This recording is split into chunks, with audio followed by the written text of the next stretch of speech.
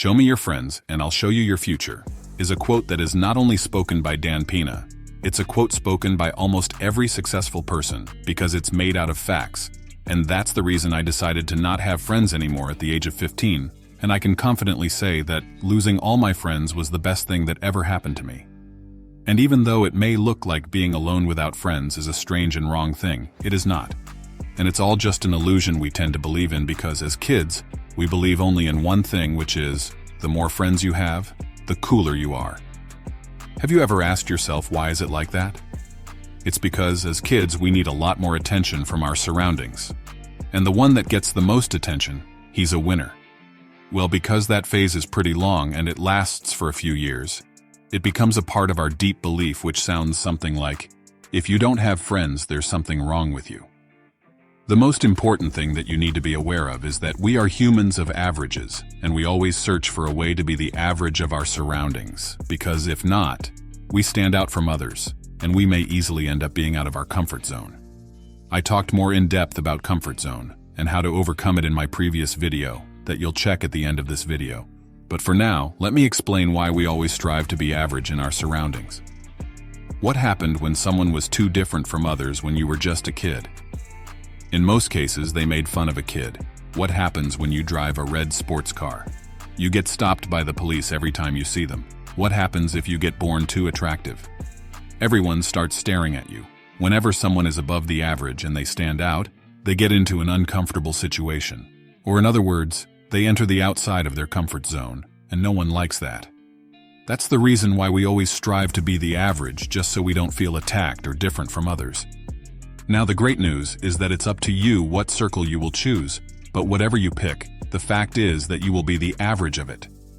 When I was between 15 and 16 years old, I realized all of that, and I decided I will not spend my free time with friends and partying. What I did is I started reading all the books I could find from successful people, and I started visiting small workshops and seminars of successful people that hosted them. Whenever I got invited to a party or on a drink with the boys, I kindly rejected it, and I stayed home reading and learning. The point is, if you are alone most of the time, you are only competing with yourself, and your mind cannot compare you with someone else, which means there is no average and no limitations, so you can easily fully focus on growing yourself. From the age of 15 till 20, I personally grew up as no one else has, and I was 100 steps ahead of the others, which bring me the result of financial freedom and success, while others were still partying and competing with each other, who will get more drunk next Friday. An even better thing that happened to me is that I joined the insurance company as soon as I turned 18, where I had free mentoring and free seminars. When I said to my classmates that I cannot go to a party because I had a seminar on Saturday morning, they were all looking strange at me, as if I just arrived on the planet. I don't know, I just got here. Honestly, I didn't care about that look because I was aware of all of this that I'm talking about in this video, and I understood I was just above the average, and they couldn't see my point of view. At the age of 18, I already started competing with people that were 10, 50 years in the insurance business, and they were earning 10K plus per month. And sure, after a few months, I become the average of that circle. It's always about being the average. The only question is, what circle are you being average of? People are playing golf not because they all love it. They play golf because other wealthy people are playing it too. Now ask yourself, what circle am I a part of? Is this a circle I want to be the average of?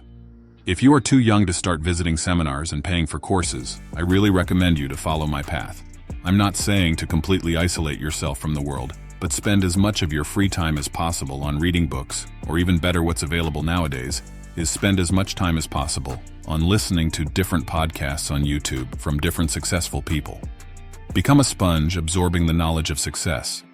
You are also always welcome to join our completely free, life-changing community group, full of people with the same goal, which is to learn more and grow more as a person. Become a part of the circle that's above the average. The truth is that if you want to make a step forward and enter the new circle, you have to step out of your comfort zone too, which can be a little scary and challenging. So I recommend you to check this video out where I'm talking in depth about comfort zone, what it is, how it is created, and how to overcome it. Thank you for watching and growing with all of us. This was Mr. Salvatore speaking.